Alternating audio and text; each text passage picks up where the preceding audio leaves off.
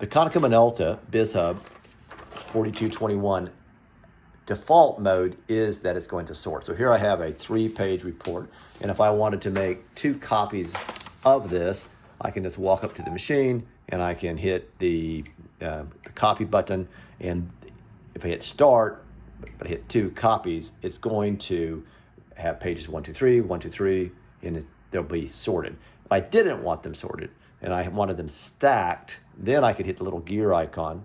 I don't know if you can see this, I'll enlarge it a little bit. Scroll down and then hit, instead of sort, I'll put stack.